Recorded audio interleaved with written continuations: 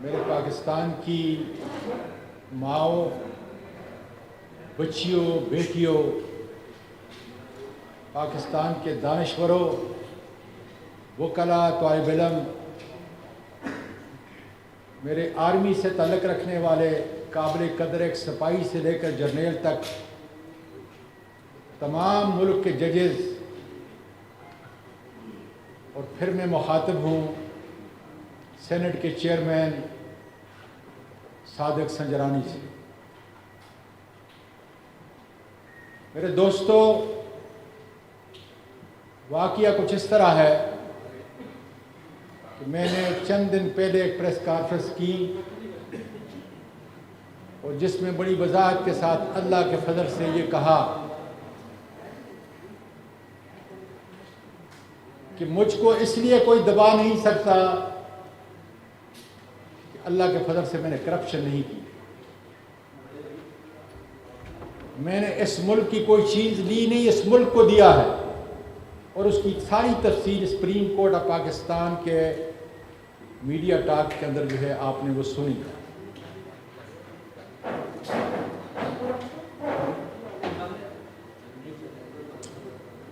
मेरे मुल्क के लोगों, सुनो हमारा मुल्क कितना दूर जा चुका है। मैंने ये भी कहा कि मेरी कोई वीडियो गैर अखलाकी मेरे मुल्क के लोगों के पास, मुक़्तदर हलकों के पास नहीं होगी। मैं गलत था, मैं सरासर गलत था। सुन लो क्या हुआ है। और मुझे शर्म आती है अपनी माँ और बेटियों से जो अपने घरों में इज्जत के रिश्ते से मेरी इस बात को सुनती होंगी। वाक़या ये है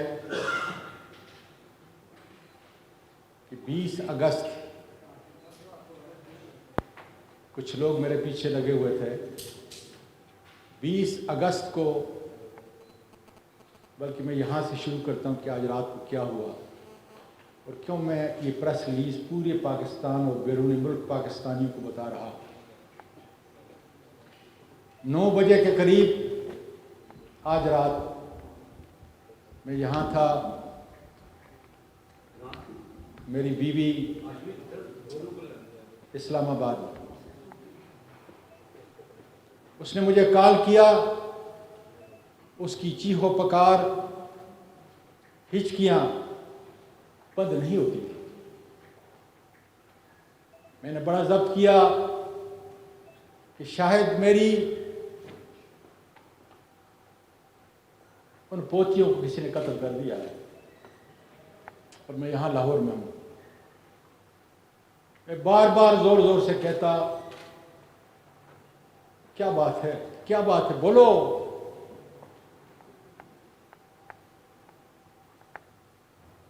से आवाज़ नहीं निकलती थी, चीखो पुकार के रहा। एक दफ़ा, 2 दफ़ा तंग हुआ। ये सिलसिला कोई 4-5 मिनट तक चलता रहा। उसके बाद मेरी बेटी जो अमेरिका से सिर्फ इस वाक़ये के लिए आई हुई है, मैंने उसको कॉल किया। मैंने कहा, बेटा तुम्हारी 2 जवान बेटियां हैं, न मुझसे और न तुम्हारी माँ से तुम्हारी कोई चीज़ छुपी हुई है। हमने तो तुम्हें इस तरह अपने हाथों में नहलाया और बड़ा किया है। मेरी सबसे अजीज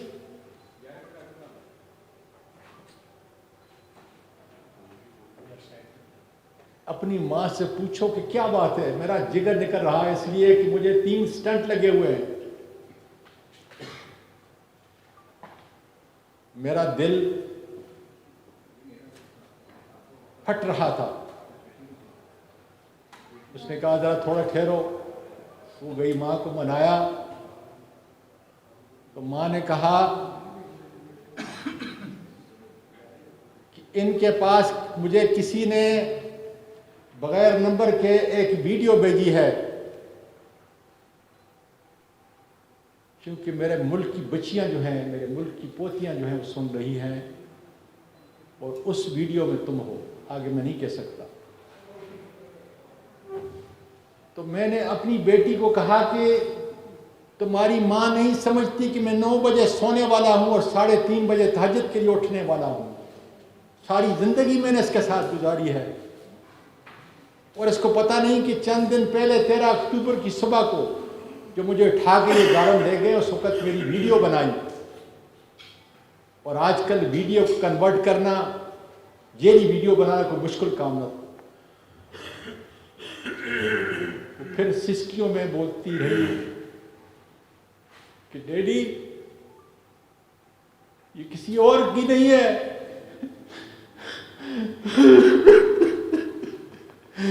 ये तुम्हारी और मेरी मामा की है।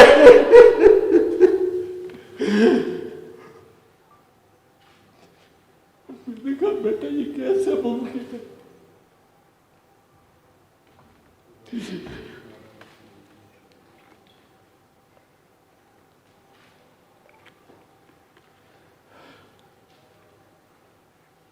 अल्लाह मुझे इतनी क़ुव्वत अता कर कि मैं अपनी कौम का, अपनी बच्चियों को ये पैगाम पहुंचा सकूं। उसने कहा कि जब आप बेटा ये छोड़ दें, इससे डिस्टर्ब होता है, क्यों? उसने कहा कि जब आप कोयटा गए थे, ये उसकी वीडियो है, सादिक संजरानी साहब तुम बलोच हो, बहुत बड़ी कौम है तुम्हारी, तुमने अपने तौर पर तुम मेरी बीवी को अपनी आंटी कहते हो, चाची कहते हो, मुझे पूरा यकीन है कि तुम असली नस्ल के हो, इसलिए तुम इज्जत और एहतराम करते हो। तुमने सुप्रीम कोर्ट की जुडिशल लॉजेस के अंदर अपने से बड़े सेनेटर का,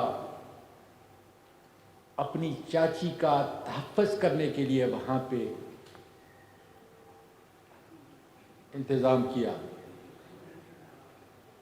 और मुझे बताया कि चूंकि सुप्रीम कोर्ट का कोई जज कोयटा के अंदर नहीं है,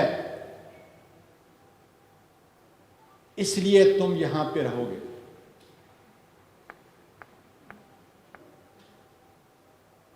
मेरी बीवी जो एक महफूज जगह पे मुल्क छोड़ के चली चुकी है, ये मेरी आखिरत समाया था। मेरी पोतियां जिनको मैंने अमेरिका में पैदा हुई यहां पे लेके आया, ट्रोमा और स्कार लेके मेरे इस मुल्क से, मेरे मुल्क के वासियों सुनो, आज अपने दादा के इस मुल्क से जो कायद आज़म ने बनाया था, उनको मजबूर किया गया, जिस तरह बहुत सारे लोगों औरों को, कि वो मुल्क छोड़ के चली जाए, और उन्होंने अपने दादा को यही छोड़ दिया। मेरे मुल्क के लोगों, जिस शख्स ने हराम नहीं खाया, मिलियनों मिलियन डॉलर मैंने अपने इस मुल्क के अंदर आए गरीबों, मस्कीनों, बेवाओं और यतीमों का आसरा रहा। वकालत में आला की, पार्लियामेंट में 17-18 साल से गुजारे। करदार पे खुदा गवाह है, सुबह तक कोई जो मेरे इर्द गिर्द रहते हैं सारे जानते हैं कि मेरी जिंदगी का और मेरी वाइफ की जिंदगी का मामूल कि 9 बजे हम सोते हैं, 3:30 बजे उठते हैं, सारी जिंदगी। मैं तो अपने परवरदिगार से सवाल कर रहा हूं, या परवरदिगार, ये मुल्क पाकिस्तान है,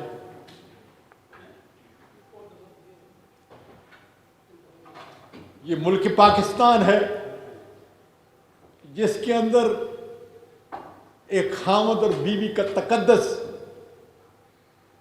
और मैं हैरान हूं कि फौज की वर्दी में मलबूस वो दरिंदे, वो काली भेड़ें जो इस काम पे मामूर की हुई हैं कि अगर इसकी करप्शन की फाइल नहीं है, इसकी कोई गैर अखलाकी कोई वीडियो नहीं है, तो फिर इसका और इसकी बीवी के जो है वो निकाल। संजरानी साहब, मैं पाकिस्तानी और पठान हूं, आप बलोच हो। मैं आपके घर में आया, आपने मेरा इंतज़ाम किया।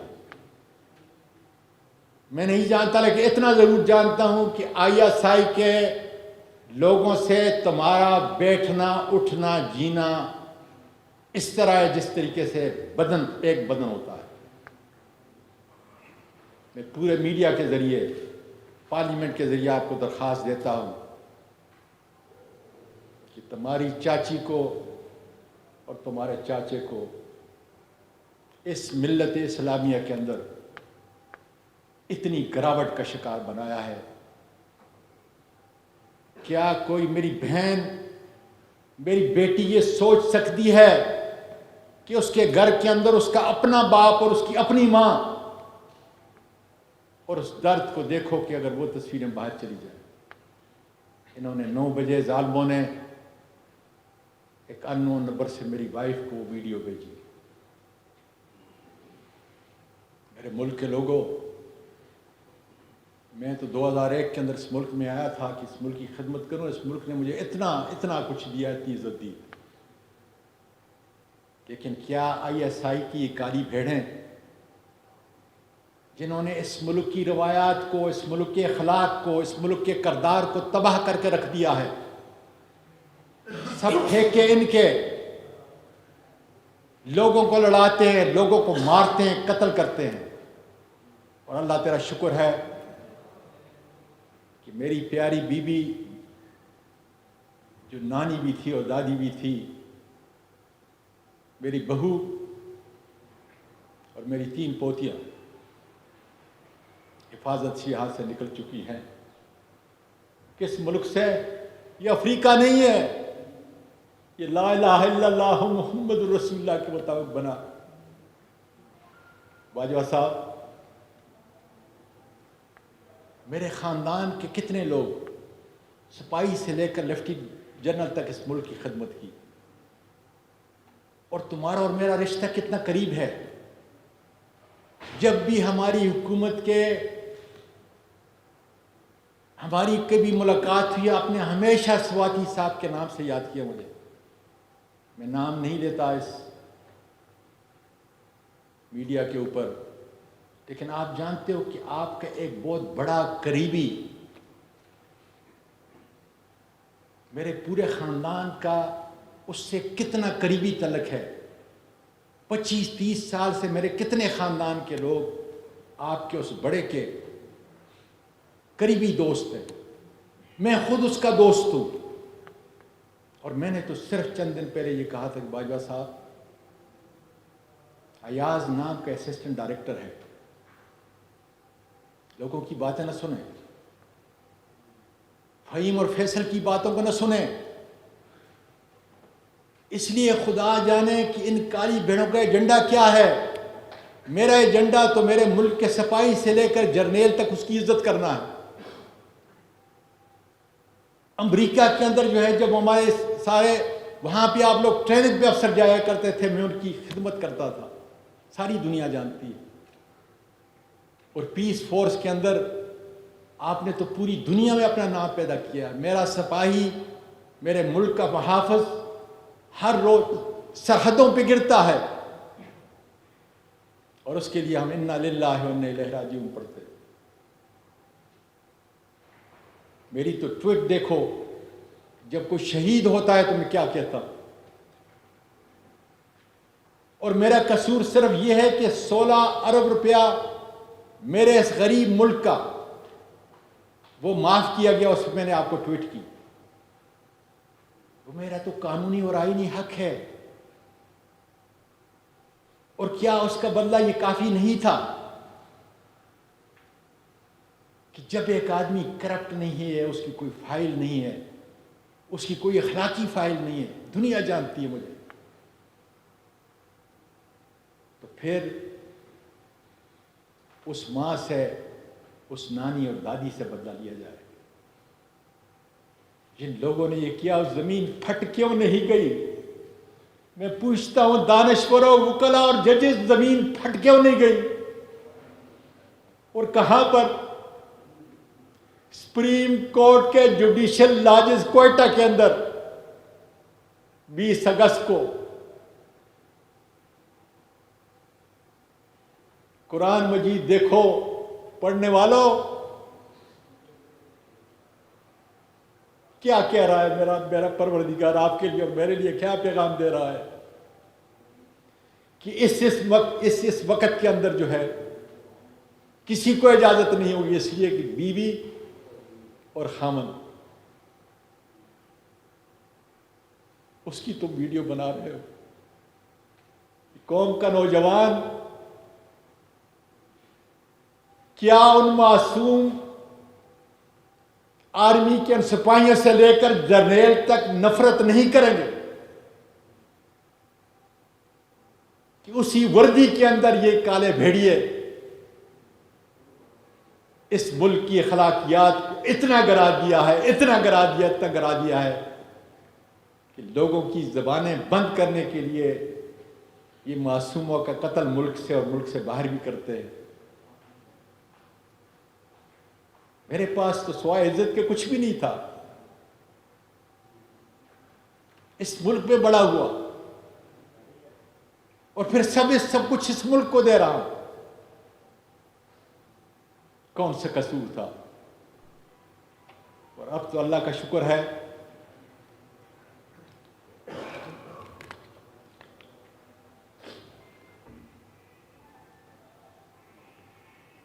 किस तरह मेरी बीवी गई होगी,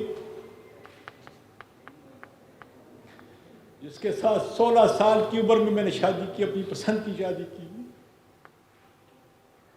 जिसने मेरे पोतों को, नवासों को नहीं बल्कि पूरी फैमिली को, यतीमों और मस्कीनों के लिए, और 1 महीने में 10 दिन वो रोजे रखती है।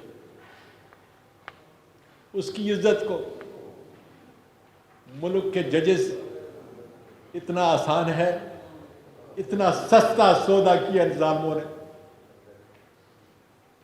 ए मेरे मुल्क के मीडिया के लोगों, कब तक तुम्हारी जबानों के ऊपर जो है ताले लगेंगे? कब तुम्हारी जबान खुलेगी अपने इस मुल्क के लिए? क्या हो रहा है नीचे?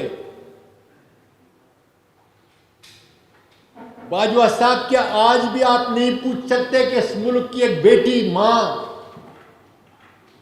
जो दादी भी है और नानी भी, उसको मुल्क छोड़ने पे क्यों मजबूर किया गया? क्या कसूर था उसका?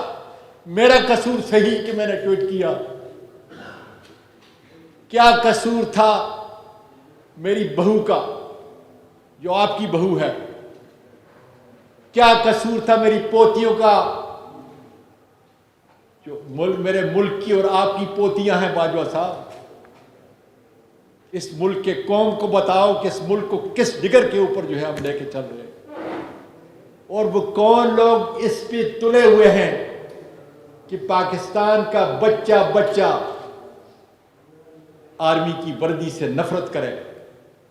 और मेरे मुल्क के लोगों, जिस वक्त ये नफरत पैदा होगी तो अंदरूने मुल्क और बैरूने मुल्क वो लोग जो इस मेरे मुल्क को ख़त्म करना चाहते हैं, इसलिए हमारे मुल्क का सबसे बड़ा दफा जो है हमारी फौज है। और फौज तब ताकतवर है कि उसके साथ अवाम खड़े हों। बाजवा साहब, यही बात तुमने की, वही बात मैं कर रहा हूं। और जब अवाम गिरेंगे, नफरत पैदा होगी, तो मेरे और आपके दुश्मन का सीना ठंडा होगा। और यही वो चाहते हैं कि मुल्क शाम बने, लबनान बने, इराक बने, लीबिया बने।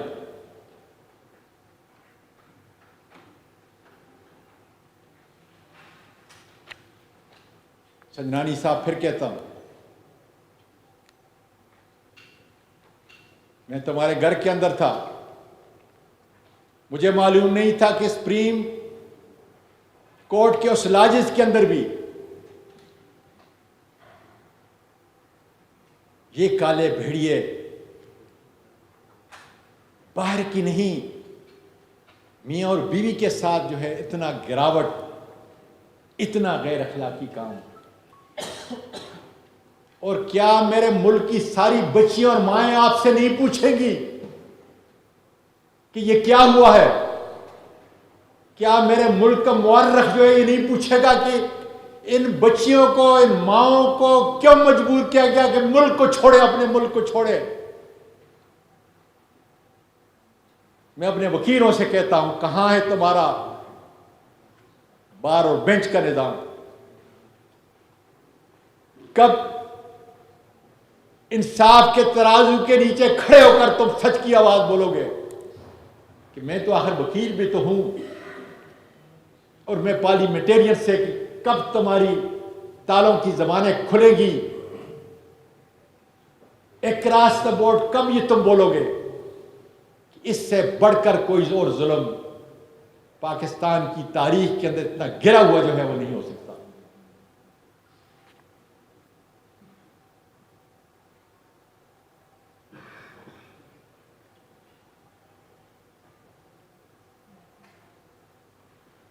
मैं कौम की माओं को कहना चाहता हूं, कौम की बेटियों को कहना चाहता हूं कि इस जुल्म की आवाज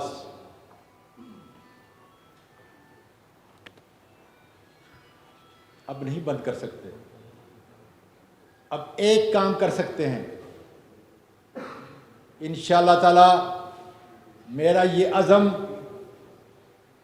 हकीकी आज़ादी का अज़म, ये बढ़ता रहेगा। मेरे मीडिया के लोगों, तुम्हारी आवाज़ पूरी दुनिया में पहुंचती है। अब इनके पास एक ही हरबा रह गया है, वो मुझे कत्ल करेंगे। मैं बता देता हूं कि मेरा कातिल राना सनाउल्लाह होगा,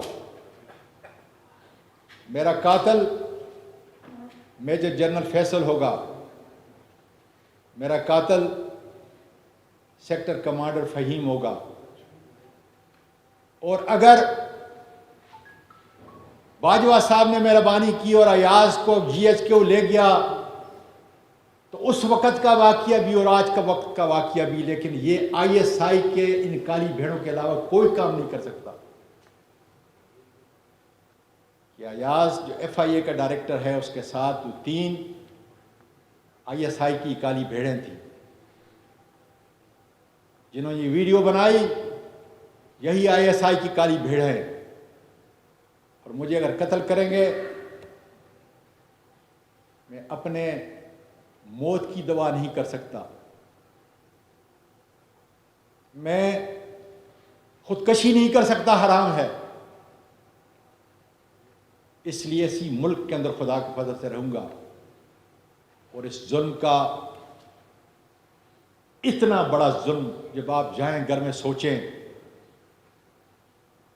कि क्या कभी पाकिस्तानी माशरे के अंदर आर्मी के यूनिफॉर्म के अंदर ऐसे भी लोग हैं जो मेरे मुल्क की इस अजीम फौज के असली दुश्मन हैं?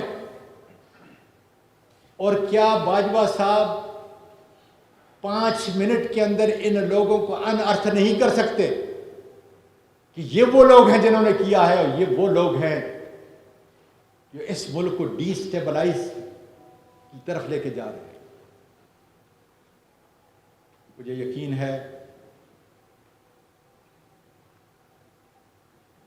कि आपका ये कैमरा, आपकी ये कलम नहीं रुकेगी, इसलिए कि अगर रुक गई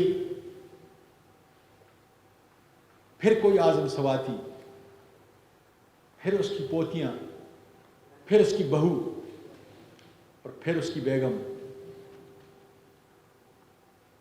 इंसाफ रेड़ी पांव और रगड़ रगड़ के दम तोड़ देंगी, और फिर खुदा जाने पाकिस्तान आपकी सहाफ़त और आज़ाद मीडिया की आवाज़ खुदा जाने क्या होगी। मैं कोई सवाल नहीं लूँगा, इसलिए कि उसका जवाब सारी दुनिया में मेरी बेटियां माएँ सुनेंगी, और मुझ में मज़ीद सकत नहीं। या परवरदिगार, अगर वाकई उस माँ किया है, इस बाप किया है, मेरी पोतियों को जिस कार के साथ भेजा गया,